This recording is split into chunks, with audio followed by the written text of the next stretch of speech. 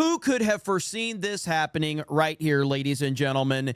Disney now at a point where they realize that all of those people that you disrespected, all of those people that were fans that you called toxic and racist and sexist, those were the people that were going to support your IP.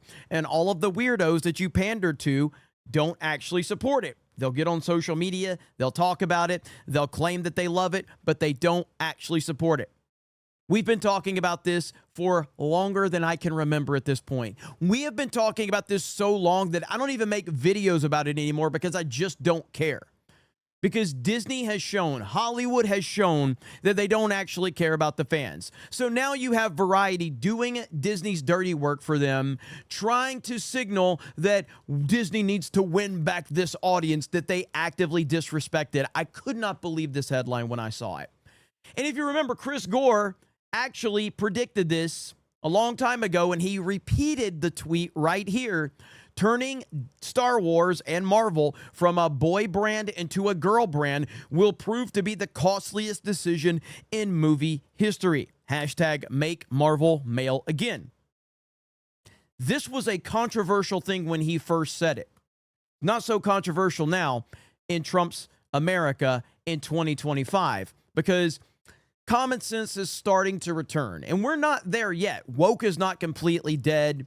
And I don't even care about covering most of the stuff that we see these days. I've just checked out of it. It's why I stopped making videos on this channel, because I just stopped caring about the woke nonsense and calling it out. I've been making videos on all these other channels, and I know I need to get back to making content on this channel, but I can't chase the woke nonsense anymore because Hollywood and Disney specifically have made me just not care. But this article was just too good to pass up. Over here on That Park Place, Disney scrambles to win back men and boys after driving them away from Marvel and Star Wars. I don't think that you can win them back. I personally don't. Now, you're going to win some people back if you actually do things the right way, but I don't think that you can ever recreate the magic that Disney had after the purchase of Lucasfilm, and you had the OT fans, you had the prequel trilogy fans, and you had a new generation of fans. And this is how The Force Awakens opens up and breaks all these records. And from that point, especially The Last Jedi, but from that point forward, Disney showed that they were not in this to actually honor George Lucas's legacy and his creation and the fans that kept it relevant all of these years. And you're never going to be able to recreate that moment. That was a once-in-a-lifetime opportunity that you had to capitalize off something that cannot be recreated. I always said I wasn't going to do any more, and that's true, because I'm not going to do any more. But that doesn't mean I'm unwilling to turn it over to Kathy to do more. Mm-hmm. I have story treatments of 7, 8, and 9, and a bunch of other movies, and obviously we have hundreds of books and comics and everything you could possibly imagine. So, you know, I sort of moved that treasure trove of stories and various things to Kathy, and I have complete confidence that she's going to take them and make great movies. I'm doing this so that the films will have a longer life, and so that more fans and people can enjoy them into the future. It's a very big universe I've created, and there's a lot of stories that are sitting in there. The main thing is to protect these characters. Make sure that they still continue to live in the way that you created them, and that the universe of Star Wars continues to grow. You're talking about decades and decades, multiple generations of fans over the most important IP in movie history, the most iconic characters in movie history. You had an opportunity to bring them back after 30 years and tell an amazing story. We're too far gone now. Disney and the executives have disrespected the fans. You have Mark Hamill, who was a hero to millions of people, and his TDS is so bad. Trump derangement syndrome, for those that don't know what that means. His TDS is so bad, he lashes out at anyone that disagrees with anything he says. It's to the point where normal, everyday people are done. Then you bring Marvel into it, and you had this incredible cinematic universe that ended with Endgame. And I know Endgame is kind of a divisive movie. I really loved Endgame. I know it has problems. I'm not here to talk about whether it has problems or it doesn't. I just thoroughly enjoyed the movie for what it was. It wasn't as good as Infinity War, but the universe was pretty amazing and everything that they did along the way. And after Endgame, you decided, no, we're going to abandon everything that made this universe what it is. You're not going to get that back. You're going to get some people back if you do it the right way, but you're not going to get back that unbelievable momentum that you had because you told the people that were willing to put their time, money, effort, energy, and passion into this stuff. You told them to go fuck themselves. Not coming back.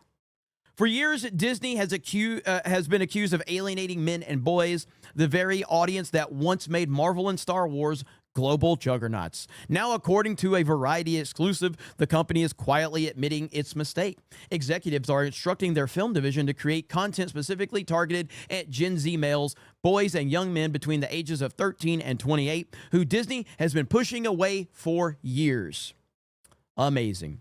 The revelation is stunning, not only for what it says about Disney's current crisis, but for the fact that it comes straight from one of the most establishment-friendly Hollywood trade outlets. If Variety is running it, it almost certainly means the marching orders are coming directly from Burbank. 1,000%. Because it is coming from Variety, that means it is definitely legit. Years of pushing Marvel and Star Wars for girls. It wasn't that long ago that Marvel and Lucasfilm were cultural staples for men and boys. Fathers brought their sons to Iron Man and The Force Awakens with the same sense of excitement that earlier generations had for Indiana Jones and The Empire Strikes Back. But in the Bob Iger, Kevin Feige, and Kathleen Kennedy era, Disney's approach shifted dramatically. And this is what it all comes back to. Stop pandering to people that don't care about your shit. Stop. Because if they were interested, they would be interested. Stop trying to force people that are not interested in something to be interested. This has ruined so many things. I can't even count the amount of things that this has ruined. I'm sick and tired of it. If I get interested in something, that's because I organically became interested in it, not because a couple of executives sat in an office and decided we need to market to this demographic or that demographic. Fuck demographics, all right? Just make a good product and honor the source material and honor the audience that made it what it was. And if you continue to build upon that, the audience will grow if you're making a good product. Star Wars and Marvel, the Disney executives decided, hey, we're going to pander to girls. Well, how did that work out for you? Women ruin everything. Why don't you see what's happening to Cracker Barrel right now, okay? Now, I'm not saying women can't be involved in anything. I'm simply saying don't put women in charge of a brand that is predominantly made for men. Let women run companies that are for women and let men run companies that are made for men. Very simple process there. This isn't complicated. Now, could there be exceptions to the rule here or there? Of course there can be. No one is saying that you blanketly can never hire women, but there needs to be exceptions to the rule. Hollywood has decided, and corporate America has decided, that we need to make an effort to bring more women into the fold. No, you don't. Maybe just hire qualified individuals that are best for the company and the customer base that is interested in the company. Not complicated at all. They're remaking Indiana Jones without Harrison Ford. You can't do that. And now they're making Ghostbusters with only women. What's going on?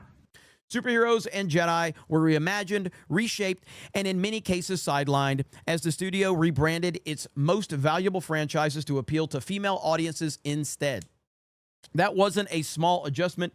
It was a company-wide strategy. Captain Marvel was positioned as the face of Marvel. Luke Skywalker was dismantled to make way for Rey, and longtime male fan favorites were often written off as outdated or worse, problematic. Disney leadership may have thought this was expanding the tent. Instead, it narrowed. Boys who grew up idolizing Iron Man and Han Solo increasingly felt like guests at their own party.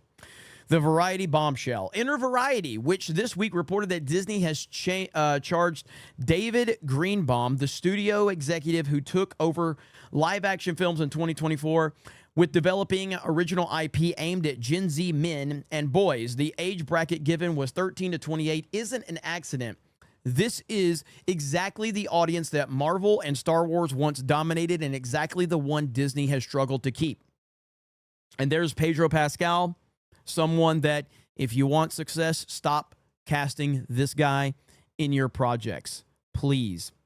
The report pointed to Marvel's Fantastic Four: First Steps, a movie that had strong reviews but couldn't sustain box office momentum, as well as the fact that Star Wars has not released a theatrical film in 7 years. Great job, Kathleen Kennedy. The article even included a telling quote from a rival studio executive. I never thought I'd say it, but it looks like Disney is going to have to start trying. That comment, tucked inside a Hollywood trade piece, speaks volumes. And ultimately, this is going to be interesting to see how this plays out.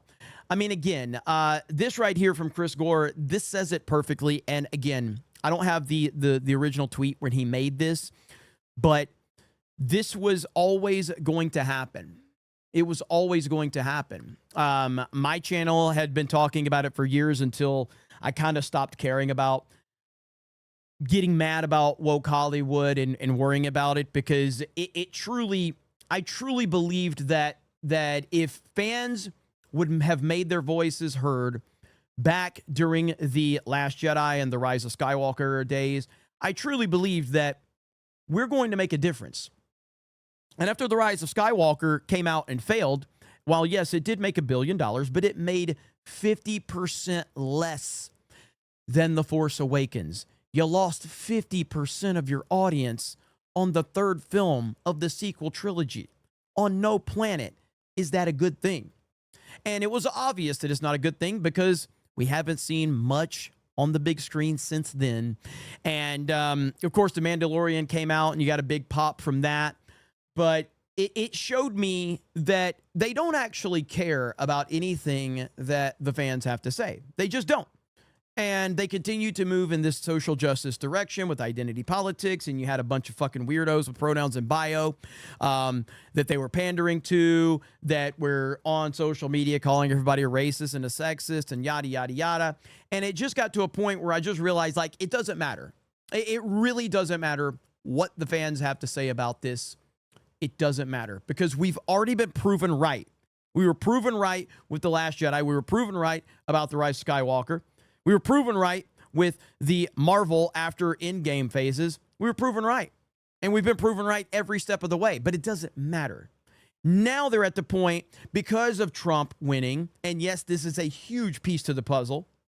I don't care if you're into politics. I don't care if you get your feelings hurt about it. I'm a Trump supporter. I voted for Trump. I voted for him in 2016. I voted for him in 2020, voted for him in 2024, and I'm going to vote for him in 2028. And if that upsets you, I don't give a fuck. I have gotten to a point where I don't give a fuck what anyone has to say. I don't care about your tears. I don't care about your crying. It doesn't make a shit to me, okay? Weak, emotional losers on social media, I have nothing but sarcasm for you. I always react with sarcasm. It doesn't matter because I have been called all of these names. I've been accused of being all of these things, and I just own it because it doesn't matter. Disney and the way that they behaved with The Last Jedi, this was never about a bad movie for me. This was about the executives in the studios blaming the fans for the bad movie. That's where the problem really started to become huge for me because I'm like, hold on a minute. I could deal with a bad movie. But these guys are blaming the fans for their failure. They're calling us racist and sexist and toxic over a bad movie. And that's where everything started to fall into place for me. Now, I had been aware of a lot of these things prior to that, but it didn't fully kind of bring all of it together until The Last Jedi. That's when it all started. All the pieces started to fall in place. And I'm like, oh, they're weaponizing all of this because the whole point is to change all of this. And they're going to blame the fans when there's any backlash. And this is where you started to see them taking the ability of fans to have a voice away and all of this other shit. And it was just unbelievable. And so we are now at this place where I have apathy for Star Wars. Like, I don't care. Nothing they can do makes me mad because I have literally no emotional ties to it at all. Like, they can do whatever they want. And it doesn't matter to me because I know that the fans have been proven right. I know that we were right. So there's no discussion to be had on that. The fans were right. The YouTubers that made all of this hate content for all of these years about Lucasfilm and woke Hollywood and Marvel were right. There's no discussion to be had about that. Now, you may be an emotionally deranged weirdo with pronouns in your bio, and that's totally okay if you are that way. But it doesn't mean that I won't laugh at you, and I certainly don't take anything you have to say seriously, as does no one else with a working brain. And those are the people that Disney has thought was going to keep their brands alive. And now you're finding out the hard way that that was never the case. So I have no sympathy for them. I don't think that this is going to work unless, and again, there's a massive, massive asterisk next to this, but you have to apologize, and you have to apologize in a crystal clear way. You have to be specific with your apologies. You have to be specific, and you have to own it. You need to say there are only two genders. You need to say that people with pronouns in bio have a mental illness. You need to start saying that Donald Trump is the greatest president of all time. You need to start saying it's okay to be conservative. You need to apologize to Gina Carano. You need to fire Kathleen Kennedy. There's a lot of things that they could do, but they will not do. We know none of these things are going to happen. That's why I said all of these things. So, yes, they can, but they won't. So they're going to try the slow rollout. They're going to try this, they're going to try this bullshit where they're going to get Variety and The Hollywood Reporter and all of their fucking shill YouTubers to start pushing the message for them, but it won't matter because the people that you needed, you disrespected them over and over and over again, and I don't think a lot of them are going to come back. Some will, but certainly not as many that you could have had if you just would have treated us with respect all through this process, and it would have worked out wonderful. But here we are, where now you're stuck exactly where we, the fans, said you would be stuck. And it'll be interesting to see how this all plays out moving forward. So you guys let me know your thoughts in the comments below. Thank you very much for checking out this video. Solo lost money. Raylos are weird. Fuck Disney. Fuck Marvel. Fuck Lucasfilm. Fuck Kathleen Kennedy. And we will talk to you later.